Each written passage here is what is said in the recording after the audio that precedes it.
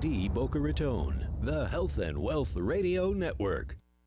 911. The roof is completely caved in on us. We need These people were ordered to evacuate during Hurricane Ivan, but didn't. I'm in a wheelchair and water's coming in. Can't respond right now because of the condition of the hurricane. Evacuation orders are a serious matter. It means local officials think your life could be in danger. You need to listen to them. This hurricane season, get a plan. Go to floridadisaster.org and get your plan today. This message is brought to you by the Florida Division of Emergency Management, the Florida Association of Broadcasters, and this radio station. This is Talk 1470. Talk 1470. WNN. The opinions expressed on the following sponsored program are strictly those of the host, guests, and callers, and not necessarily those of this station, its staff, management, or sponsors. Are you a family caregiver? Are you caregiving for someone who can no longer take care of themselves? Are you overwhelmed?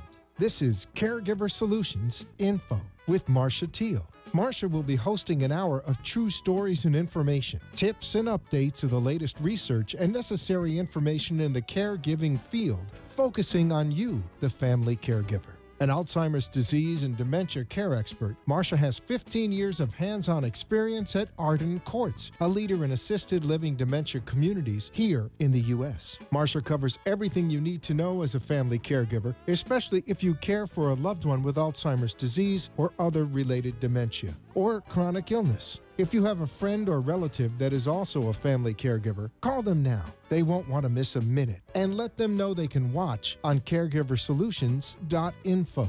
And they can listen on WNN 1470 AM in South Florida or nationally on the iHeartRadio app. Now, sit back, relax, and learn from our host, Marcia Teal, as she brings information to you that may just be the caregiving solution you need. Hi, everyone, and welcome to Caregiver Solutions Info Show. I'm so happy that you could join us today. We have another wonderful program that I think you're really going to like. We are live from Boca Raton, Florida, and this show is for family caregivers, taking care of people that cannot take care of themselves for lots of different reasons. But we do have a focus on dementia, Alzheimer's disease, and other dementias that can affect caregivers in so many different ways. So if you're a caregiver and you know how hard it is, this show is especially for you. We bring experts in different fields on the show to talk about things that caregivers would need to know about. Everything from legal documents to medical forms to research, you name it, we've had it. So we're very happy to present the show to you. We are in our third year, and we've heard from many of you, and we love to hear from you. Keep on calling, and we're excited today because a few months ago, I had a guest, and he called in, and we talked about one of his books, and he was so delightful and so interesting and so well received that he promised to come back and talk about his second book. So I'm very excited today to have him with us live in the studio, in person. And this gentleman is an author. He is an executive coach for companies both national and international. And he is just a really good guy. So I think you're really going to like him. And I'm happy to welcome today here David Paulet. Hi, David. Hey, Marcia. Thanks for having me. It's great to be here. Well, it's good to have you right here in the studio, face to face, and everybody can see you and listen and learn, and I'm so excited about today. Oh, thank you. Thank you. Live and in person is definitely a treat.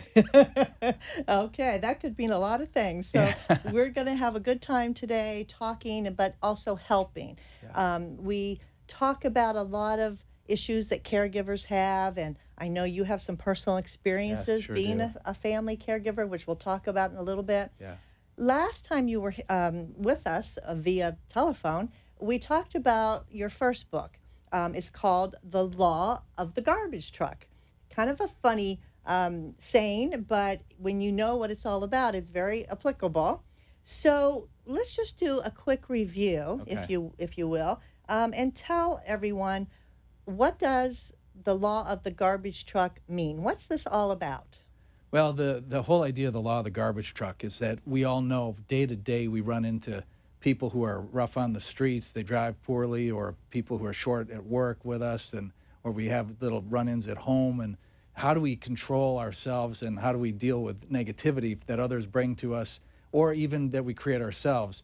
So the law of the garbage truck is something that I created years ago based on a story that I experienced in New York City. I was in the back of a New York City taxi cab, and I'll save the big story, but just tell the short part, is that the taxi driver was so terrific in the way he responded to a bad driver that I was really taken by that, and I remembered that. And years later, when I was leading an international organization, I really wanted to make a story that people would remember around how to navigate negativity.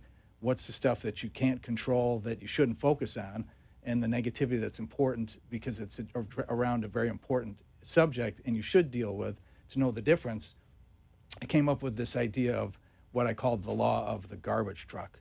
And that essentially helps you discern what stuff you want to take and focus on, and what's the stuff you want to let go and not focus on at all. Well, as people know, garbage trucks dump things, Yes. right? Yes. And so basically, you talk about what you shouldn't dump on people and what you shouldn't let people dump on you. And I think that's a really good visual when you picture the garbage truck with that negativity dumping on others. Yeah, that's Marcia, that's a great point, because the idea is, the metaphor is that we are not meant to be garbage trucks. Garbage trucks in real life are tremendous. They come in my neighborhood twice a week. They pick up all the stuff that we need to get out of the house that would not be safe for us to keep on in the house for a long period of time.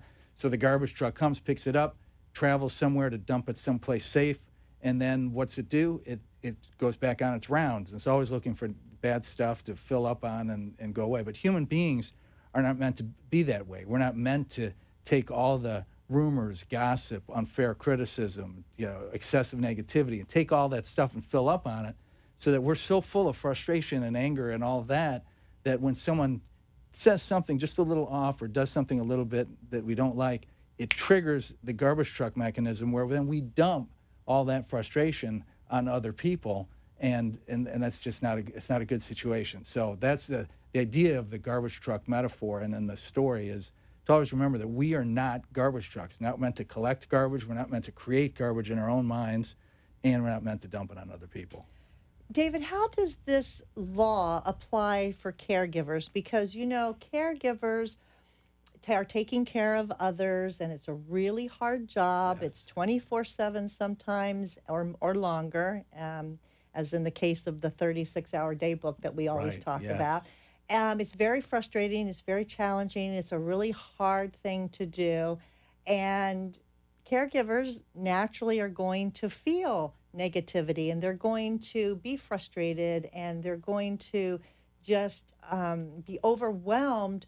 How can the law of the garbage truck apply to help caregivers with that? Yeah, so important, because when we go to visit our loved ones, if they're not living at home or if they're at home and we're seeing them every day, like Marcia, you were saying, the 36-hour rule, the 36-hour day is really a reality for all of us. So the idea is that we want to be really careful about what we're taking in and taking personally. What are the negative things that are happening around us that we're taking in and taking it personally? So that, especially when we're dealing, and my father had Alzheimer's, and that was a tough thing to see. We took my dad up on his 80th birthday, and he was in a plane, and he was in a biplane flying it and doing great. And then over the next 6 years of steady decline, cognitively, and he said, it's big personality. We call him Big Lou. I talk about that in both books. There's stories about him. He'll come to life. You'll get a sense of who he is. But it was so sad to see that happening. And part of the challenge, my dad was so loving that one of the things that was so helpful about the law of the garbage truck is that when Dad would say something that he didn't know what he was saying, and he didn't mean it, and he didn't intend it, and he wasn't going to remember it 10 minutes later, that we would identify that as lovingly as garbage that we don't want to take in and take it personally and get frustrated and get upset, and then bring that right back to Big Lou, who didn't realize what he was bringing to us. So the first thing is just to acknowledge that there's that type of situation happening. The other is that when you're a caregiver, you often are working with nurses or health aides or administrators, and they have their challenges too. And you don't want to take personally if they're having a little bit of a difficult day themselves, or they're not as friendly as they are normally, to then say, "Oh my gosh, they must be, why are they like that? And they shouldn't do that." And and whatever else negative thoughts start going through your mind, so that you fill up on all that negativity, combined with the frustration of not always hearing what you hope to hear from a loved one, that you want to then be careful not to fill up on all that, because then you start to feel bad, and you have less energy to focus positively and lovingly on the ones that you love. So that's one of the first places that I'd say it's really helpful. Well, that's a really good point, because when we talk with caregivers all the time, they do get upset when their loved one reacts differently than what they're used to. Right. And they do tend sometimes to take it very personally. Yes. And, what he said to me, and how could he say that? And, right. and he doesn't appreciate me, and I do so much for him. And so it does upset them. So you're saying basically don't let those negative things enter into your life. In other words, put them in perspective. Yeah. Know that it's not the person really, it's the disease talking. Right, I mean, that's exactly. what we say to caregivers. They're not themselves anymore. This disease has taken over, and they are not the person that you knew, or not the person that raised you in the case of parents. That's that right. maybe have dementia, or spouses even. And so it's a hard thing to do. Your books are extremely interesting. I mean, I've read both of them, and we're going to talk about the other one a little bit. But what I really love about your books are all the stories you tell. And that makes it so interesting, because not only are you sharing some great advice and some wonderful principles, but you're giving examples in real life stories, and that people can relate to. And it's very relatable. Thank you. And you just, want to keep reading and not stop, because it's really more of a growth. I mean, they're both, I would classify them both as personal growth books. Yes. Would you agree? Yeah, absolutely. Absolutely. And so reading these, you can read different parts of it, but I think reading from beginning to end, it really gives you the whole gist of what you're showing, because in the books you have little, I don't want to call it a test, but maybe a survey kind of a thing, where people can put in their information and then find out where they fit, in this process. And I think it's very helpful for people that way too. Yeah, I appreciate that. Great to point out that there are two assessments in the book, and one is are you a garbage acceptor, and another is are you a garbage dumper. And the idea is to get an idea of how much garbage you're bringing in every day. And again, it's emotional garbage. We're calling it that, rather than something that has a lot of other sometimes serious meaning, and it's just meant to be we don't want to carry garbage around. We're not garbage trucks. Like there's a lightheartedness to it, but a very serious application of it. But the idea with these two assessments is just to say, how do you respond to more than a dozen or 24 different experiences that happen on a regular basis? And when on the garbage acceptor, it means how much of the stuff that you don't need to take personally are you taking personally? Because the more you fill up that way, the less energy, positive energy you have to do the things you want to do with other people, and the more easily you're able to get triggered. And the garbage dumper is how we want people. The book has a trajectory of starting with how much negativity is brought to us from other people, and then how much negativity do we create ourselves. And the third part is really to help people understand, what are you bringing to other people? When they experience you, what are they experiencing, and how much emotional garbage are you bringing into their life? And so that's it. How much of a garbage dumper are you? And it's meant to be enlightening. And the good thing is it's your book, so you write down whatever your answers are. You never have to share your total with anyone. But I'm a visual guy, so what we do is we have you plot your score of how much garbage you're accepting and how much garbage you're dumping to come up with a total garbage score. And you fill it in, and you'll see on an actual garbage truck how much garbage you're carrying and bringing to the world. And it gives you a visual to say, either, hey, I'm doing a great job and I want to continue to do it, and or, I've got some room here to improve. Yeah. And quality of life will. Yeah, it's very helpful. So on a practical note, I have a scenario for you. Speaking about, we talked about not taking in the garbage, like from a loved one who has dementia. Don't take in whatever they spew out at you. Don't take it personally. Yeah. But what about the caregivers who are asked on a daily basis, how are things going? How are you feeling? Or how's your loved one? Are you saying that you shouldn't tell the story, or you shouldn't you don't want to be a Pollyanna and just say, oh, everything's great and fine, right? So there's a certain way to answer that question without being a dumper, right? That's right. So how would a caregiver respond to, how are you feeling, or how is your loved one doing today? It's, again, a great question, because if what you want to ultimately do as a caregiver is you can't do it alone.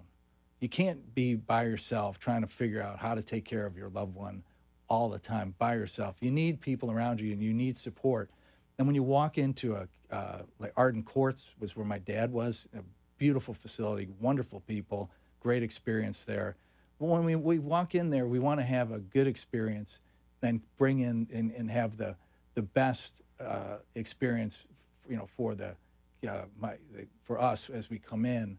And I got so excited about it. I have to tell you, I'm thinking Arden Courts is where my dad, and now I'm sort of getting emotional thinking of my father. Oh, so it's because pretty. he recently passed, didn't he? Yeah, he did. I'm so sorry He for did. your loss. Well, and you knew him, and he thought you were terrific from what he could express. And he was a great guy, and you come from a great family, and it is emotional, for sure.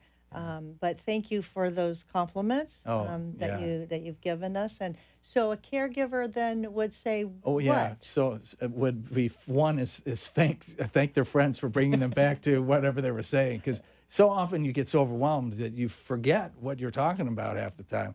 Mm-hmm. What I say to a caregiver is, you want support in your life. So you want to share with other people, and you want them to experience. This is what I mean. You want them to know what you're going through, but you don't want to make them feel the experience to the degree that if you're not feeling good, you don't want to make someone feel bad in order for you then to feel understood. You can describe the experience. And so what we try to say is, describe the experience. Say what's going on. Say, can I share with you what my real answer? And they'll say, yes. I'm feeling down. I'm not feeling good. I'm overwhelmed. Whatever the case might be, because if you say it that way, then people, as opposed to acting frustrated and upset and angry and directing that unintentionally or sometimes intentionally at somebody else, so that they feel your pain, that's going to drive people away eventually. People eventually just, it's too much. They want to hear what's going on. They want to be of help, and they want to feel as though they're going to make you feel better, as opposed to that they themselves walk away feeling, oh my gosh, I think they're not only angry at the situation, they're angry at me. Yeah. So that's where we don't want it. Yeah, good answer. Thank you for that. Tell them what's going on. Be honest. Short and sweet, so that if you're in a situation where perhaps the person you're talking to could be of help, they're going to want to help. Right. They're going to want to offer help. And I just have to say, as a side note to caregivers, if someone offers you help, take it. Yeah. Take it, because it is wonderful when people do want to help, and I think that's a great thing. So we're going to take a quick break, and when we come back, we're going to talk to David about his second book, The 3 Promises. So stay tuned.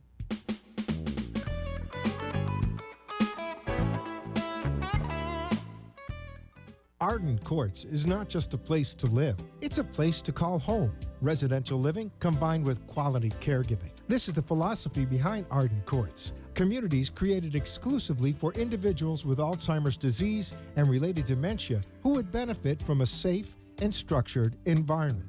For additional information about any of the unique services Arden Courts provides, call 888-478-8255 2410 to locate a community nearest you. Inquire about our educational seminars, resource library, or support groups, or simply feel free to ask questions you may have about Alzheimer's and related dementias. At Arden Courts, we know, we understand, and we can help because memory care is all we do.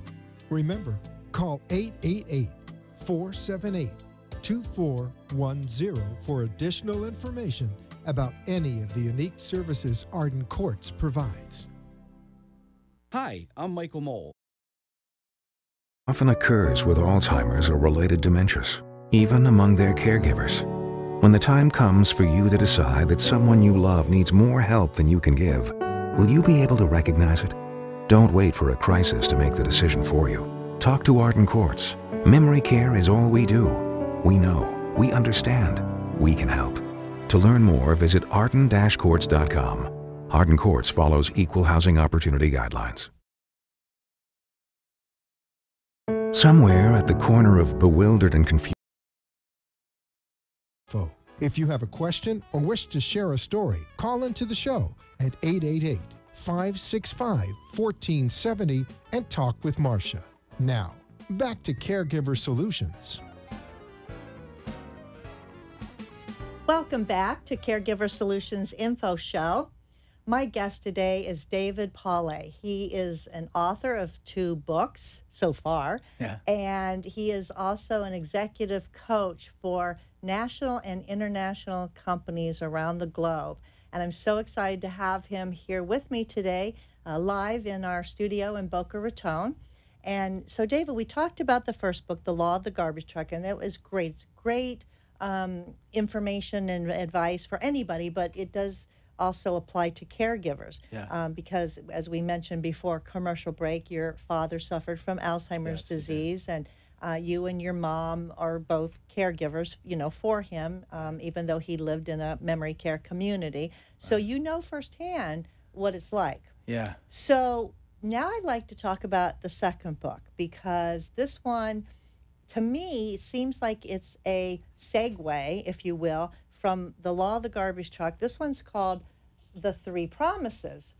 Find joy every day, do what you love, and make a difference. And hint, hint, those are the 3 promises, right on, exactly. Right on the jacket right on cover, the cover, right on the cover. No guessing. No hiding. No guessing there. And I've read both of your books. Thank you. And very enjoyable. And The Law of the Garbage Truck is, to me, talks about a lot of things, what not to do, you know. And then this book segues right into, but here's what you can do. And step by step to find more joy and happiness in your life. Right. So I wanted you to come back today to talk about this book, since we didn't have time last time you were here a few months ago. Yeah. This is an awesome book as well, full of personal stories. Thank you. I knew that when I met you, I liked you. There was something Likewise. special. Oh, thank you. About you. But after reading all the personal stories that you have put in both your books, I can see, how you were raised and how your family was, and it's very impressive. Oh, thank you. So what made you want to write the 3 promises? It's interesting. The 3 promises came out about 4 years or some number of years after The Law of the Garbage Truck. But originally, the 3 promises was the book that was meant to come out first. But there was such an interest internationally in The Law of the Garbage Truck. It took off virally because I wrote about it in a newspaper column at one point, that it went so far and wide around the world that I ended up then filling out the rest of the story about The Law of the Garbage Truck and the message there.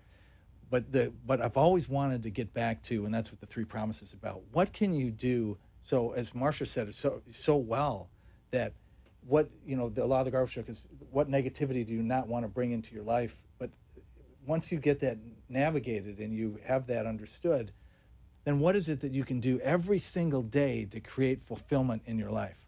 What is it that you can do that's it's not dependent on other people, so that other people are not responsible for your happiness, or what I like to focus on, your fulfillment.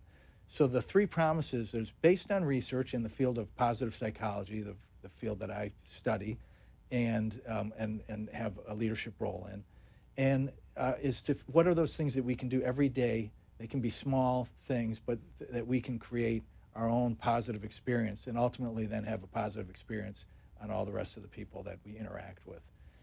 Yeah, that's obviously this information is needed and wanted, because I know the Law of the Garbage Truck has been reprinted, and it's in 13 languages now? Yes. All over 13 different languages, and I know this one is several as well. Yes. So the information and help that you bring to people is obviously much needed. The 3 promises, I think they're pretty simple. Yeah. Right? They're just simple things. It's not hard. It's a simple thing.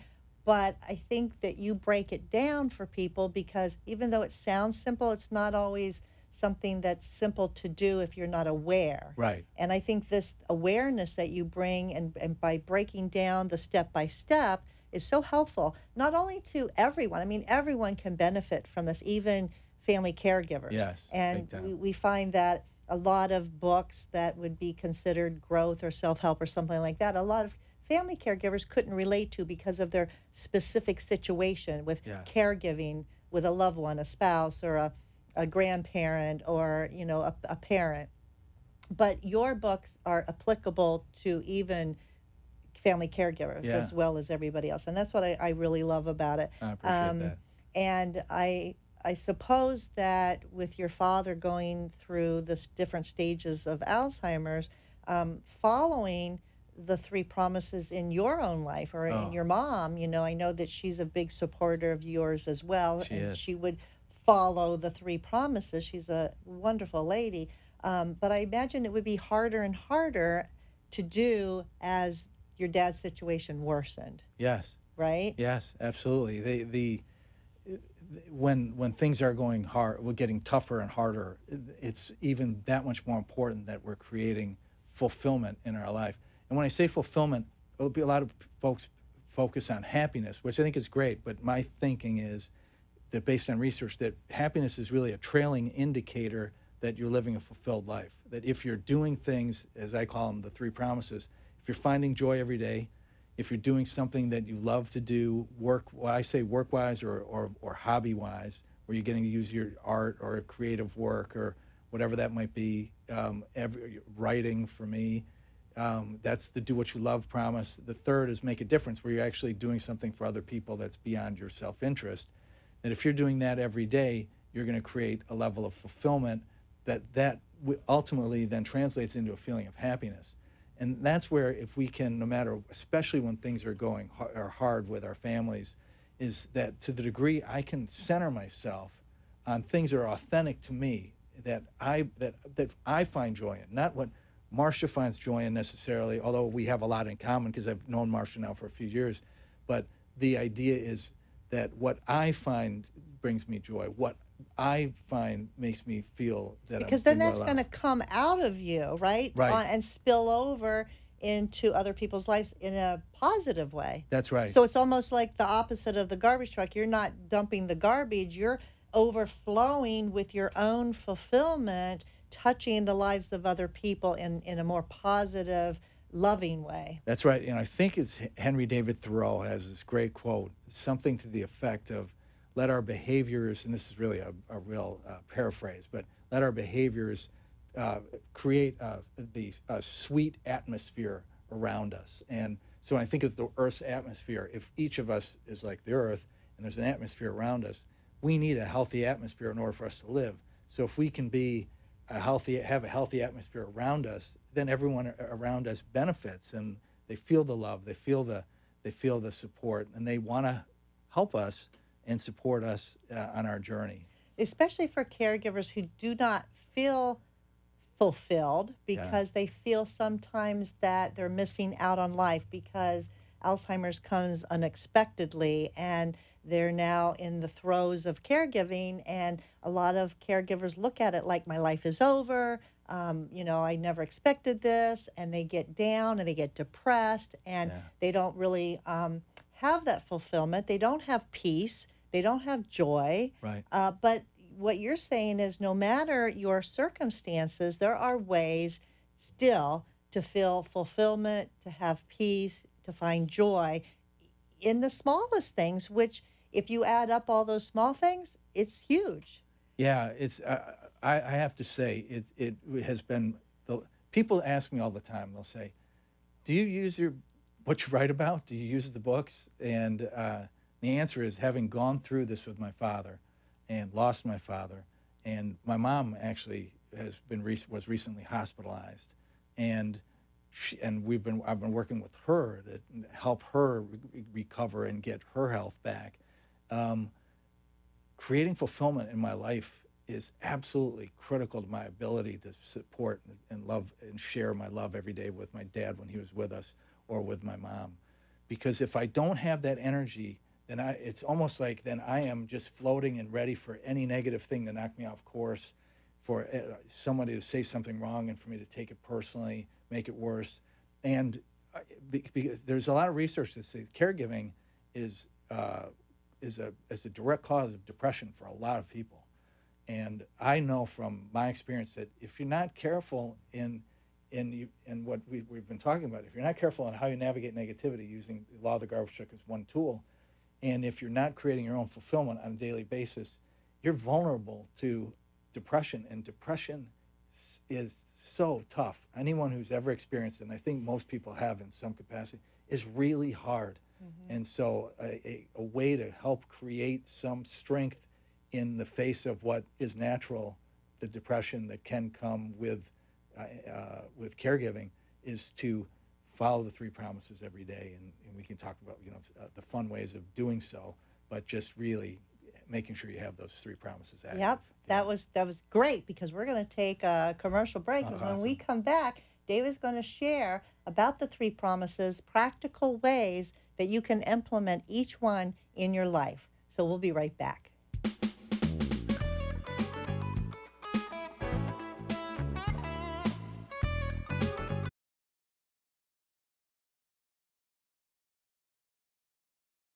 Being unable to recognize the obvious often occurs with Alzheimer's or related dementias, even among their caregivers. When the time comes for you to decide that someone you love needs more help than you can give, will you be able to recognize it? Don't wait for a crisis to make the decision for you. Talk to Arden Courts. Memory care is all we do. We know, we understand, we can help. To learn more, visit arden-courts.com. Arden Courts follows equal housing opportunity guidelines. Somewhere at the corner of bewildered and confused is a lost mother, a father, a sibling, a grandparent. Wandering is a common symptom of Alzheimer's or related dementias and can often make those who care for a loved one feel just as lost. If you're looking for a place that's safe and secure, look to Arden Courts. Memory care is all we do. We know, we understand, we can help. To learn more, visit arden-courts.com. Arden Courts follows equal housing opportunity guidelines. Feelings of depression, isolation, and frustration are common among persons living with Alzheimer's or related dementias. It's common among those who care for them, too. It takes a lot of patience and courage. It also takes knowing when you can no longer do it alone. At Arden Courts, memory care is all we do. Talk to us. We know, we understand, we can help. Don't let guilt keep you from making the right decision. Visit arden-courts.com. Arden Courts follows equal housing opportunity guidelines. Giver Solutions. At this time, I'd like to thank our national sponsor, Arden Courts Memory Care. Arden Courts is a leader in the field of memory care. They have about 50 assisted livings for memory care across the United States. They have 10 right here in Florida, and the rest are sprinkled across the country. And Arden Courts is a great resource for caregivers. They have support groups, they have seminars, they have all kinds of collateral that they can share with you to help you answer questions in your caregiving challenges. One of the ways that Arden Courts would like to help you is to offer this free book. This is called The 36-Hour Day, and it's written by Dr. Peter Rabins and Nancy Mace, and this is an awesome resource for caregivers. This book explains the differences and the different types of dementia. It goes into explaining difficult behaviors and how to address them. It even talks about medications. If you don't have this book, or you know someone who's a caregiver that does not have this book, then please give us a call. It is absolutely free just for asking. All you have to do is call the Arden Courts toll-free line, which is 888-478-2410. Again, 888-478-2410. Tell them that you heard about the offer on the Caregiver Solutions Info Show, and they'll be happy to take your name and address and make sure that a book gets mailed directly to your doorstep. So give us a call, get the book. It's really wonderful, and tell them how you like the show. So today my guest is David Paulet. He is an author, executive coach for national and international companies around the world, teaching executives about the law of the garbage truck, which is his first book, and the 3 promises, which is his second book. So we're talking about the 3 promises in this segment of our show. And the 3 promises are very simple. They are find joy every day, do what you love, and make a difference. So we're going to talk about each one of those, David, and give us some examples of how someone could take the information in this book and apply it to their life to be fulfilled. Because as you mentioned earlier, being fulfilled will ultimately and naturally lead to happiness. That's right. Yeah. So, okay, let's take the first one. Find joy every day. I mean, how do we do that when especially if we're a caregiver, or we have a really terrible job, or we're unemployed, or you have a lot of stuff on your plate and everything just seems to be going wrong for you and you're just frustrated, angry at the world? How do you find joy every day? Yes, a good question. So this is what I would do if we were in a workshop, or when I'm working with executives and we're trying to create fulfillment in their lives. And I'll say, and do this right now. If you're watching, or if you're driving, wait till later. But if you are in a place where you can write something down or type it in your computer or on your phone, I just ask you to do this. Think of all of the things every day, small or big ways, that bring joy to your life, or could or have brought joy to your life. So people will, some folks will just start writing. Others will be like, what? I don't, especially now that I'm caregiving and I'm working full time and I'm a parent, I really don't know. That's the issue. So I'll say, well, what do you do that you enjoy doing? And so the list begins. I like drinking coffee in the morning. I like brewing my own coffee. I like to take my dog for a little walk. So they find joy in the fact of the smell of the coffee. Right. Right? Like delight in it. It's almost like stop and smell the roses. Yeah, stop and smell the coffee. Stop and smell the if you like the roses, right? That's right.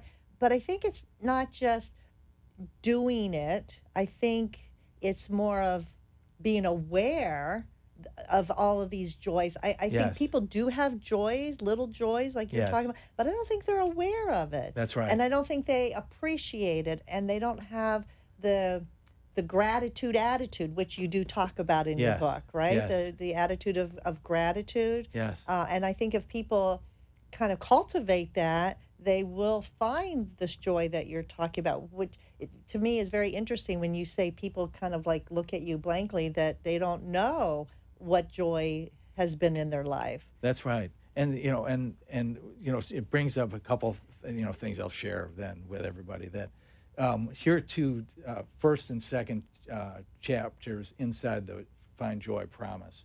That is, you want to identify your positive triggers, is what I talk about. And the quick little story is that when I was saying goodbye to my wife one morning, I kissed her goodbye and I left and went to the office, and I don't, like everyone, I was having one of those days where I wasn't feeling that great. And what do you do when you're not feeling great? You typically look down. I looked down at the floor and I start laughing because I saw I had stickers all over my shoes.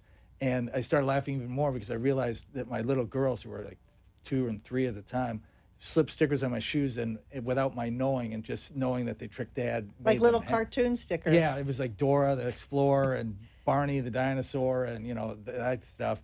And just thinking about that made me laugh. And then I started smiling. And then I thought, you have one of those moments where you say, I think I wasn't feeling good a moment ago, and I don't know why, but I'm feeling good now. And I realized that ultimately that's a positive trigger. Just like that, just the thought of my little girls putting stickers on my shoes made me happy, made me smile, made me laugh.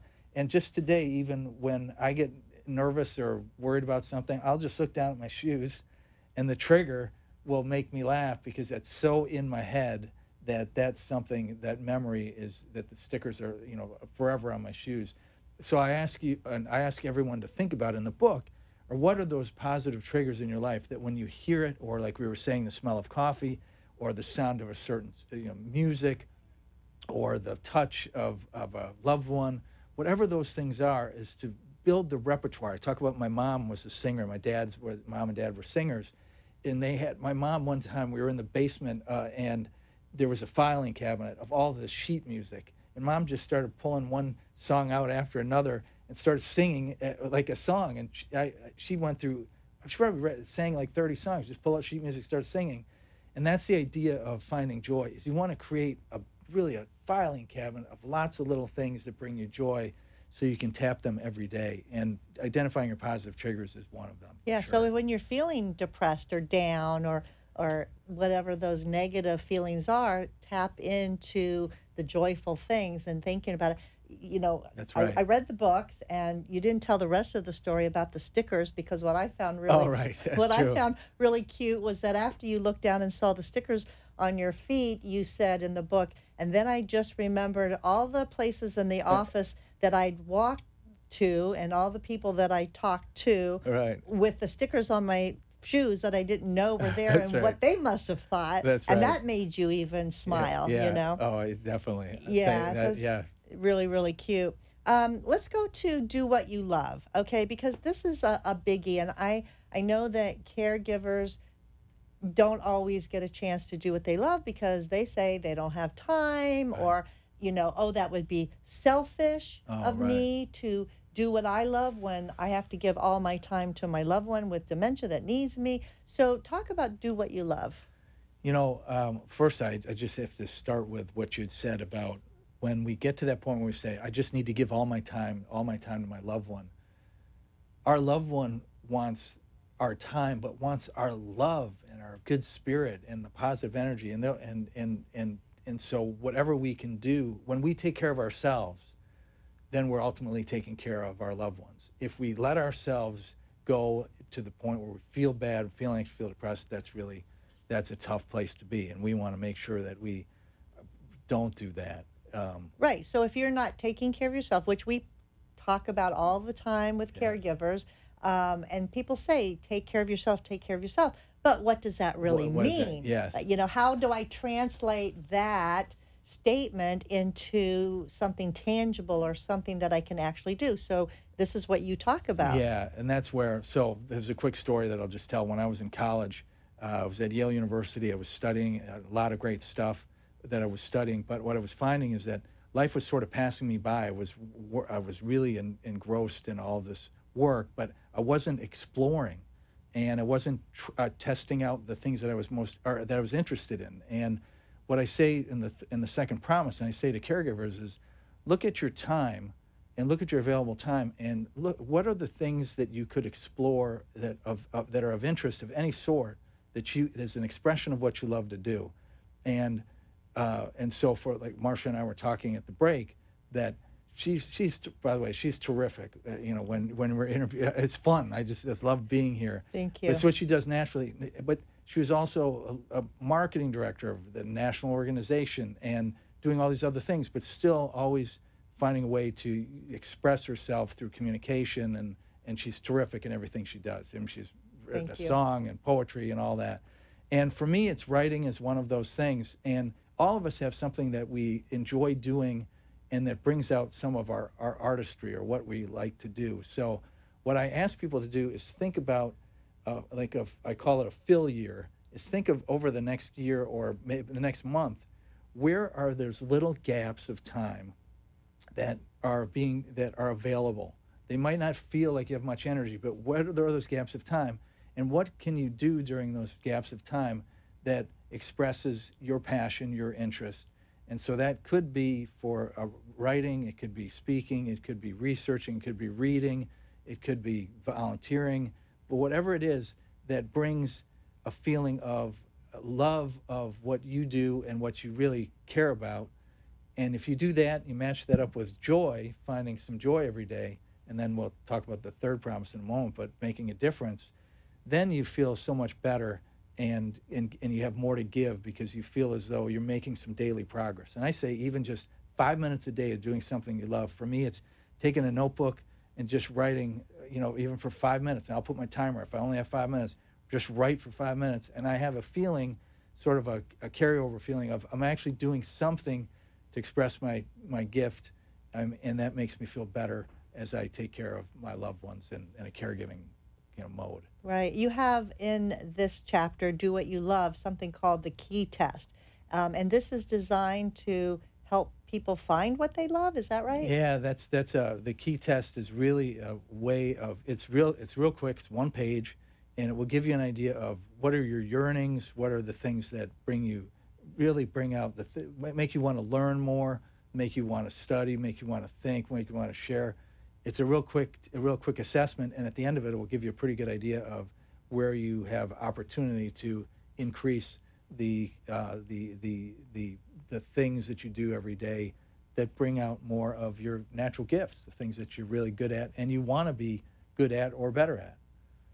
I like that. And so basically the takeaway from this chapter for caregivers is do what you love, even if it's for 5 minutes a day, because that's going to make you feel better about yourself. It's going to make you have more joy, and then you'll be able to relate that into your caregiving, which will obviously be a good thing for the whole family or for your loved one who you're caring for. So, take care of yourself and do what you love. So that's very good advice. I have to tell you just real quick one thing. So for me, writing stories, telling stories is part of what brings me joy. With my father, I always had like 4 stories that no matter where he was in the cycle of dementia, he could pick up on a bit. And so I would tell those stories and tell them over and over again every time. And every time it would bring a smile to him. And it was, for me, it was an expression of what I love to do, tell stories, create stories. And my stories probably got a little better over time. You embellished a little bit. Yeah, and meanwhile, they're making a difference to him. So if someone is an artist and they paint and they share that with their loved one or whatever is your gift, or if you like to read and you read to your loved one, whatever it is, sing like my mom, whatever, it makes a difference. So those stories, and some of them are off color, it's because it's my dad and I just being, just sharing whatever with each other. Works, right, David? It would make them laugh. It would make them laugh. Whatever makes them laugh, whatever you can share a special moment with, it doesn't matter. It's personal for you. That's great advice. So we're going to talk about the third promise, make a difference, in just a moment. So stay with us. We'll be right back after this quick word.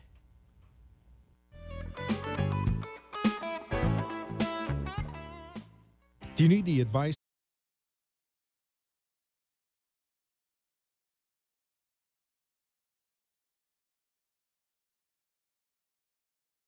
The inability to recognize the obvious often occurs with Alzheimer's, particularly among the family members who care for them. When the time comes for you to decide that someone you love needs more help than you can give, will you be able to recognize it? Don't wait for a crisis to make the decision for you. Talk to us. We know. We understand. We can help. Arden Courts. Wandering is a common problem for people with Alzheimer's or related dementias. It's also a problem for family members who care for them. Keeping them safe and secure means never letting your guard down. And even though deep down you know it's time, it hurts to have to ask for help. But it could hurt them even more if you didn't. We know. We understand. We can help. Arden Courts. Being unable to recognize the obvious often occurs with Alzheimer's or related dementias, even among their caregivers. When the time comes for you to decide that someone you love needs more help than you can give, will you be able to recognize it? Don't wait for a crisis to make the decision for you. Talk to Arden Courts. Memory care is all we do. We know. We understand. We can help. To learn more, visit arden-courts.com. Arden Courts follows equal housing opportunity guidelines. Info. If you have a question or wish to share a story, call into the show at 888-565-1470 and talk with Marcia. Now, back to Caregiver Solutions.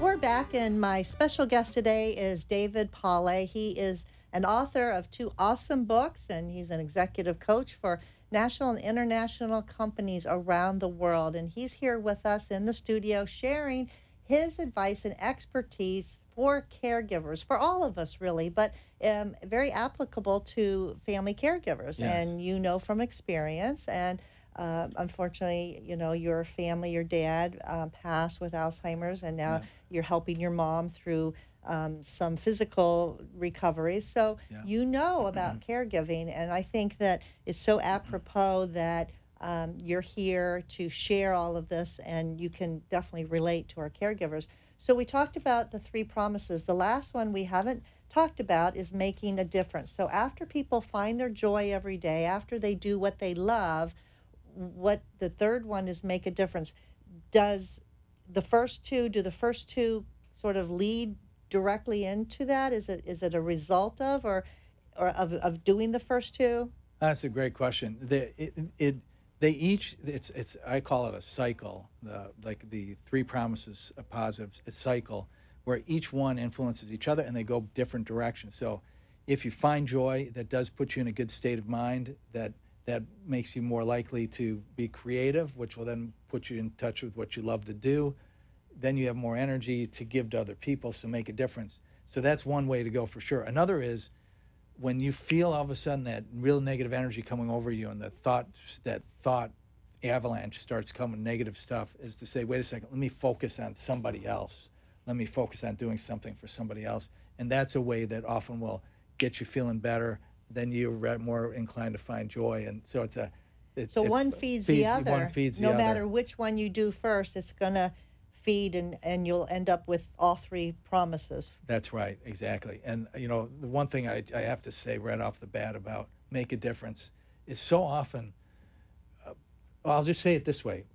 I was talking to my wife when I was working with my dad, and I had my speaking schedule. I tried to limit it, tried to stay closer to home and do mostly my executive coaching, which I can do through video conferencing all around the world. That I was saying to my wife, boy, you know, I still feel like I'm supposed to be doing bigger, you know, some bigger things, you know, and get out and help more people. And my wife said to me, you need to give yourself credit for what you're doing every day for your father, every day for your mother, and for what you're doing for us. That's giving. And the story's not about me, but for me to share with all of you is that when you give yourself credit, like really take psychological credit for the good work you're doing for your family, that in and of itself makes you feel better. You might not up here go, well, I feel great now that I'm in a caregiving situation. But when you really, truly, honestly take it in and say, I am making a difference in the life of a loved one and in my family, and that makes a difference. That's the first thing that I just wanted to share. Oh, that's beautiful. You know, it really is that you know, we don't give ourselves credit. I think a lot of caregivers don't give themselves credit for everything that they do, and they don't feel sometimes that they're doing it good enough or fast enough or whatever. But just, you know, finding the joy every day, doing what you love, which is going to make a difference, or make a difference which will lead to the others, will create a scenario of fulfillment. And I think that's the whole essence of your book is, you know, be fulfilled, and it's going to explode or overflow to others. And what could be better than that? You know, it's so true. And when we think about the make a difference, it's so easy just to find opportunities to acknowledge other people. And caregiving, there are health aides and nurses and administrators that when they're doing something, when they do something good, acknowledge them in a very personal way. Tell them, you know, what you value and what they did, and be specific and tell them the impact it had on you. That alone, that type of, if you just show up to take care of your loved one and you acknowledge all the people around you that are doing good things, that alone will make a huge difference, because the ripple effect, when you say something authentically positive to somebody who deserves it, they take that to their families and the other people that they're taking care of, the people they run into at the store. It just makes a huge difference. And you know, I guarantee you, acknowledge people as much as you can, and you'll feel the benefit of it. And you feel better, and ultimately you have more people around you that want to help you and take care of you as well. Yeah, that is really, really true. Just a couple quotes from your book. All right. Fulfillment is finding joy in your day, every day. Yes. Fulfillment is about making a difference every day, consciously thinking of opportunities beyond your immediate self-interest to give to others. Yes. And by giving to others, it's almost like that saying, what you give, you get. Yes. Right? Yeah. What you're giving out, the positive, the good, it's going to come back to you. Yes. Right? Yeah, absolutely. It's a lot like that. And, caregivers always say, I don't know how I can do this. It sounds good, but I don't know what I could do to fulfill these three promises in my life. And just so, if you're one of those people thinking that right now, David has a wonderful section in the back of the book for the first, second, and third promises, specifically simple things you can do. And I'm just going to share a couple before we have to end today. Find joy every day. Read the paper. Listen to music. Pray. Take a walk. Call a friend, take a hot shower, write in a journal, look at pictures, hug and kiss your family, talk to God, dance, take a power nap, enjoy, playing with an animal. Those are things that you can find joy in every day. And the second promise, do what you love. What could you do? You could read a few pages of a book that inspires you. You could do some of your crafting. You could sing a song that you really like. You could dance a dance that excites you. You could write a poem. You could cook. You could play a game online if it's something that you love to do. Engage in your hobby, things you love to do. Just find even 5 minutes, right, David? Right. 5 exactly. minutes Just will 5 do minutes. it. And the third promise, make a difference. Help a loved one. Say thank you. Pray for somebody. Introduce someone, welcome people, provide advice, hug someone, which is one of my personal favorites. Yes. Plan a favor, hold the door for people, tuck someone into bed, and do a chore for someone. Those are examples of every promise, simple little things that anybody can do that will make a difference, provide joy, and do something that they like, right? Yeah, and the research that I've done real quickly is that I've found that if you every day just 5 minutes for each of these promises, you do them, you increase your level of fulfillment by I think it was 92% of all people do it. I'm sure. Well, this has been wonderful. Unfortunately, we're out of time today. It's been fun. Yeah, it's been great. Thank you so much. You're welcome. You can Thank find you. David's books at Amazon or at Barnes & Noble. So ask your local Barnes & Noble, get it for you. You can check it out on Amazon. The Three Promises, The Law of the Garbage Truck. In the meantime, we will be back next Tuesday, same time, same place for another show. In the meantime, call Arden Courts, get your free book of the 36-hour day, and don't forget, give somebody a hug because they need it and so do you. And that's my mantra. We'll see you next time. Take care. Thanks for joining us for this week's Caregiver Solutions with Marcia Teal. Join us next week as Marcia, who has 15 years of Alzheimer's disease and dementia care experience, brings you more needed information to help with the care of your loved one. This show can be seen again on caregiversolutions.info, and questions can be left on the site, which may be used on the program to help others. See you next week for more Caregiver Solutions. The opinions expressed on the preceding sponsored program were strictly those of its hosts, guests, and